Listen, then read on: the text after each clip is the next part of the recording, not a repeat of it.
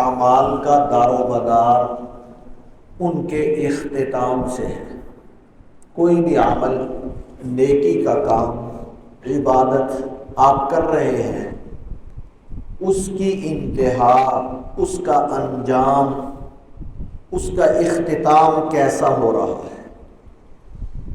اگر وہ اختتام اور انتہا اچھی ہو رہی ہے، ٹھیک ہو رہی ہے، جیسے ہونی چاہیے ویسے ہو رہی ہے، پھر تو ٹھیک ہے۔ خدا نہ خواستہ اگر اس کی انتہا ٹھیک نہیں ہو رہی تو یہ خطرناک ہے۔ اس لیے ہمیں تھوڑا سا اس کا جائزہ لینا چاہیے کہ ابھی آخری جو دن ہے وہ ہمارے رمضان کے اس انداز سے گزریں، ایسے اچھے گزریں کہ یہ اگر اچھے ہو گئے تو اللہ کی رحمت سے اللہ تبارک و تعالی ہمارا سارا رمضان، اس کی ساری نیکیاں، اس کی عبادات، اس پہ ملنے والا اجر، اس پہ ملنے والا ثواب وہ ہمیں عطا فرما دیں گے۔ اور خدا نہ خواستہ اس کی انتہا ٹھیک نہ ہوئی، غفلت میں گزر گئے، یہ آخری دن غفلت کے ساتھ گزر گئے، عبادت ہم اپنی خریداری میں لگ گئے، عید کی خریداری میں لگ گئے، باقی دوسری زندگی بھر کی مصروفیات کے کاموں میں لگ گئے، تو یہ اوقات قیمتی ضائع ہو گئے۔ کہیں ایسے نہ ہو کہ ان کی اختتام، ان کے آخری ایام کے خراب ہونے کی وجہ سے سارا رمضان ہی ہمارا خراب نہ ہو جائے۔ اس کو ایک چھوٹی سی مثال سے سمجھیں کہ دو دوست آپس میں ملاقات کے لیے آئے، بیٹھے، آپس میں بات چیت ہو رہی ہے، آپس میں ایک دوسرے سے گلے شکوے ہو رہے ہیں، ایک دوسرے کے بارے میں جو غلط فہمیاں تھیں ان کا تذکرہ ہو رہا ہے، کھل کے ایک دوسرے سے باتیں ہو رہی ہیں، شکوے کر رہے ہیں۔ آخر میں یہ ہوا کہ ساری باتیں ہو جانے کے بعد آخر میں دونوں نے یہ کہا کہ پچھلے سب گلے شکوے ختم، وہ ہمارے ہو گئے، ہم نے ایک دوسرے کے سامنے کر لیے، ان سب کو ہم ختم کرتے ہیں، معاف کرتے ہیں، اب گلے ملتے ہیں۔ اب وہ آخر میں گلے ملے، خوشی خوشی وہاں سے جدا ہو گئے، تو یہ مجلس، یہ ان کی ملاقات بامقصد ہو گئی، یہ مفید ہو گئی، یہ بھرپور ہو گئی، یہ کامیاب ہو گئی۔ اور اگر خدا نہ خواستہ ایسے ہو کہ وہ آپس میں بیٹھے ہو ملاقات کے لیے، اور ملاقات ہوئی، اور ہونے کے بعد آپس میں ایک دوسرے سے باتیں کرتے کرتے درمیان میں کوئی ایسی بات ہو گئی جس سے جھگڑا شروع ہو گیا۔ پہلے خوشی خوشی باتیں ہو رہی تھی، پھر جھگڑا شروع ہو گیا، اور آخر میں ایک دوسرے سے لڑ کر جدا ہوئے، تو یہ دیکھیے یہ ملاقات ناکام ہوئی ہے، یہ ملاقات خراب ہو گئی ہے۔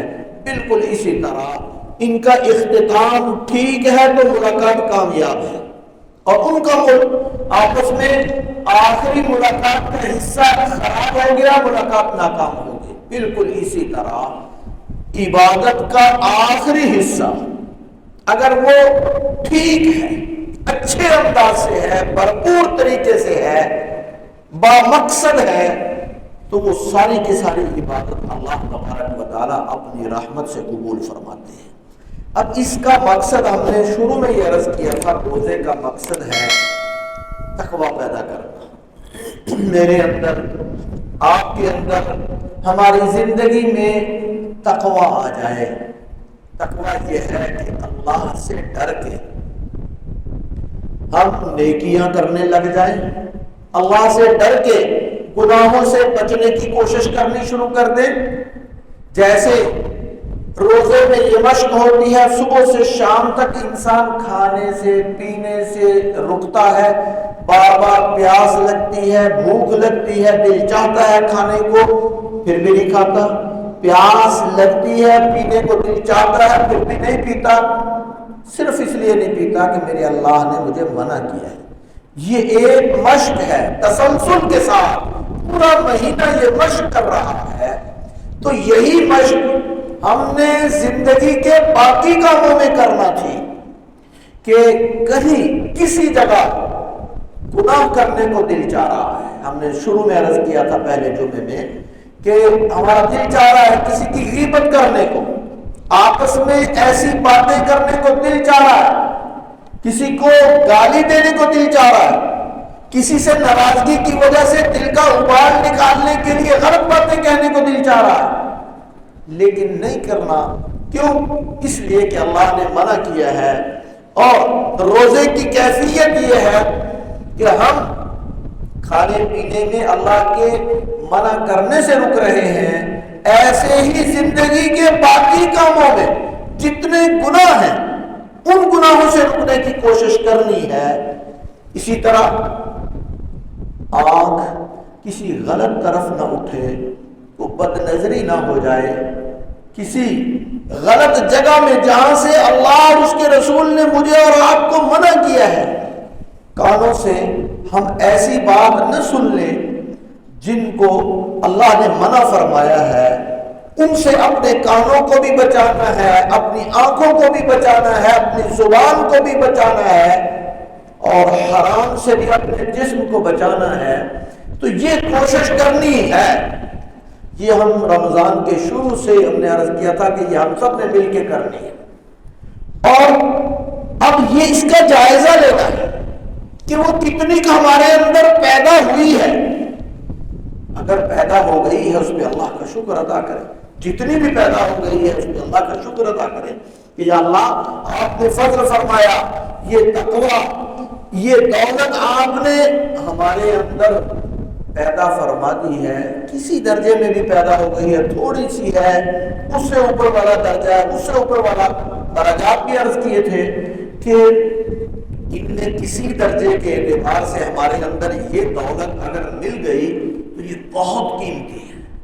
اگر نہیں ملی یا تھوڑی ہے تو ہمیں یہ آخری 2-3 دنوں میں اس کی کوشش کرتی ہے، اس کی کوشش کر کے کہ دعا بھی کریں کہ یا اللہ روزے کا جو مقصد آپ نے قرآن کریم میں ذکر فرمایا ہے ہم نے رمضان میں اس کے حاصل کرنے کی کوشش کی.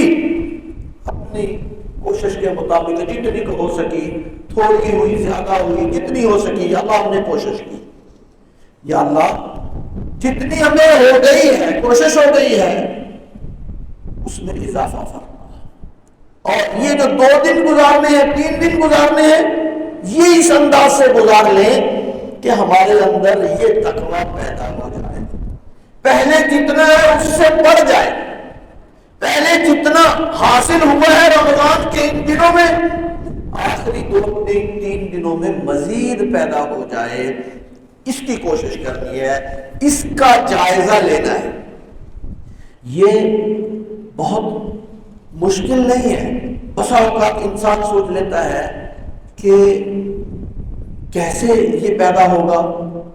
یہ بڑا آسان ہے. صرف یہ کہ انسان تھوڑا سا کوشش کر لے، نیت کر لے، کوشش کر لے، اس کے لیے جتنا ہو سکے اس راستے پہ چل پڑے، اپنی طرف سے کوشش کر کے اس کو اختیار کرنے کی کوشش کرے. اگر کہیں غلطی ہو جائے، گناہ ہو جائے، زبان سے کوئی غیبت نکل جائے، کوئی گالی نکل جائے، کوئی اور بات نکل جائے، آنکھ سے کوئی غلطی ہو جائے، کوئی گناہ ہو جائے، کانوں سے کوئی غلط بات سنی جائے، فوراً استغفار کر لیں، اللہ سے توبہ کر لیں، معافی مانگ لیں. تو یہ کوشش تسلسل کے ساتھ یہ آخری دنوں میں نے اور آپ نے کرنی ہے. اگر کریں گے تو انشاءاللہ میرا مالک بڑا مہربان ہے. وہ انسان کی کوشش دیکھتا ہے اور انسان کی نیت اور ارادہ اور اس کے ساتھ ساتھ اس کا عمل، یہ 2 چیزیں دیکھتے ہیں. اگر انسان اس راستے پہ چلتا ہے، تھوڑی سی کوشش کرتا ہے، تو اللہ تعالیٰ خود فرماتے ہیں وَالَّذِينَ جَاهَدُوا فِينَا لَنَهْدِيَنَّهُمْ سُبُلَنَا. جو کوشش کرے ہم اس کے لیے راہیں کھول دیتے ہیں، اس کے لیے آسانیاں پیدا کر دیتے ہیں، اس کو اپنی راہ پہ چلا لیتے ہیں. بس کوئی چلنے والا ہو. تو اس لیے ایک تو میں نے یہ بات عرض کرنی تھی کہ مجھے اور آپ کو اس بابرکت مہینے کی برکت سے اللہ تبارک و تعالی نے جو یہ تقوی کی دولت مجھے اور آپ کو عطا فرمانی ہے، فرما رہے ہیں، اس کو حاصل کرنے کی میں بھی فکر کروں، آپ بھی فکر کریں. جتنی حاصل ہو گئی ہے اس پہ اللہ کا شکر ادا کریں اور باقی مزید کی کوشش کریں یہ آخری 1-2 دنوں میں. اور دوسری بات یہ کہ یہ نیت کریں کہ یہ بابرکت مہینہ تقوی حاصل کرنے کے لیے اللہ تبارک و تعالیٰ نے مجھے اور آپ کو عطا فرمایا ہے. یہ دولت تقوی والی، اس کو سنبھال کے رکھنا ہے اپنی زندگی میں، اس کو اتارنا ہے. اس خوشگوار تبدیلی کو اس رمضان کی برکت سے میں نے اور آپ نے حاصل کرنا ہے. اور یہ انسان اگر نیت بھی ہو، اس کے ساتھ عمل بھی ہو اور اپنی طرف سے کوشش بھی ہو تو اللہ تبارک و تعالیٰ یہ عطا فرما دیتے ہیں. اور اللہ تعالیٰ نے قرآن کریم میں جتنا انعام اور جتنی محبت کا اظہار ان متقیوں کے لیے کیا ہے کسی اور کے لیے نہیں کیا. بس انسان اپنی طرف سے کوشش کرے. اللہ تعالیٰ نے یہ محبت کا بھی اظہار فرمایا ہے، دنیا اور آخرت میں ان کے لیے آسانیوں کا ذکر بھی فرمایا ہے، اور دنیا میں عزت اور عافیت کے ساتھ رزق کے وعدے بھی فرمائے ہیں کہ جو وَمَن يَتَّقِ اللَّهَ يَجْعَل لَّهُ مَخْرَجًا وَيَرْزُقْهُ مِنْ حَيْثُ لَا يَحْتَسِبُ.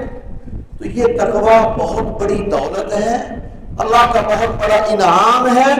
اس لیے یہ جتنا حاصل ہو گیا ہے وہ بھی، اور ساتھ ساتھ اس کی مزید حاصل کرنے کی کوشش کرنی ہے. ایک اور بات وہ یہ کہ آخری جمعہ ہے رمضان المبارک کا. بسا اوقات یہ غلط فہمی پیدا ہو جاتی ہے کہ جو انسان یہ آخری جمعہ پڑھ لے اس کی پچھلی ساری نمازیں معاف ہو جاتی ہیں. یہ غلط فہمی ہو جاتی ہے. یا اس جمعے کو 2 رکعتیں پڑھ لے، قضا عمری کے نام سے کہتے ہیں، تو پچھلی ساری قضا نمازیں اس کی معاف ہو جاتی ہیں. یہ بات غلط ہے، یہ ٹھیک نہیں ہے، غلط فہمی ہے. اس لیے کہ انسان جس وقت سے بالغ ہوتا ہے نمازیں اس وقت سے اس کے ذمہ شروع ہو جاتی ہیں. اللہ کی طرف سے فریضہ اس کے لیے اسی وقت سے شروع ہو جاتا ہے جب سے یہ بالغ ہوتے ہیں. اور انسان کو جب بھی اللہ توفیق دے، ویسے تو بالغ ہوتے ہی اپنی نمازوں کا حساب کر کے ساری نمازیں ساتھ ساتھ پڑھنی چاہیے. جو ساتھ ساری نمازیں پڑھتے ہیں وہ اپنا فریضہ اپنے اللہ کی طرف سے جو اس کے ذمہ ہوا ہے اس کو پورا کرتے ہیں. اور اگر کسی کی نمازیں رہ جائیں تو جب بھی اللہ توبہ کی توفیق عطا فرمائے تو اس کے لیے مسئلہ یہ ہے کہ وہ اپنی فرض نمازیں جو پچھلی رہتی ہیں ان کو ادا کرنے کی فکر کرے. وہ علماء سے مسئلہ پوچھ لے، بہتر یہ ہے. اور اگر عمومی طور پہ میں یہ عرض کر دوں کہ ان فرض نمازوں کو جو پچھلی رہتی ہیں ان کو قضا کرنا زیادہ ضروری ہے نفل پڑھنے سے. اگر کسی وقت آپ کو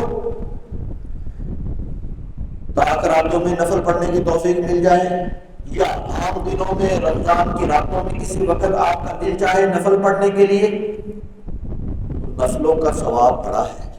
لیکن پچھلی رہی ہوئی فرض نمازوں کو قضا کرنا یہ زیادہ ضروری ہے، اس پہ اجر بھی زیادہ ملے گا اور نفل نمازوں سے زیادہ اہمیت ان کی ہے.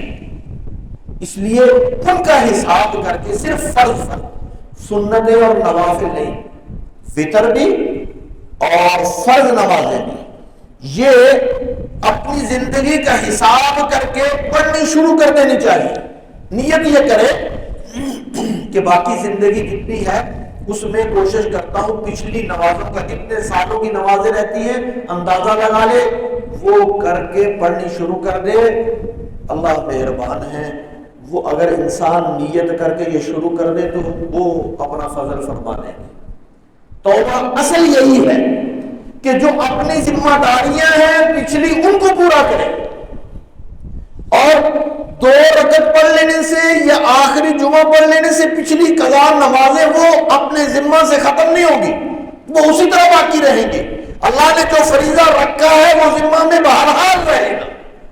ہاں اگر یہ نیت کر کے کہ جتنی رہتی ہے میں وہ شروع کرتا ہوں، ہر نماز کے ساتھ ایک نماز پڑھ لیں، یہ بھی کافی ہے، یا جب رات کو نفلوں کے لیے موقع ملے، کسی وقت بھی، دن کو رات کو کسی وقت نفل پڑھنے کا موقع ملے تو نفل پڑھنے کی بجائے اپنی پچھلی فرض نمازیں ان کی نیت کر کے وہ ادا کرے۔ اس انداز سے اگر ان کو ادا کرنے کی کوشش کرے گا تو انشاءاللہ اللہ تبارک و تعالی اس بندے کی توبہ بھی قبول فرمائیں گے، اور اللہ تبارک و تعالی اس بندے کو تقوی کی دولت بھی عطا فرمائیں گے۔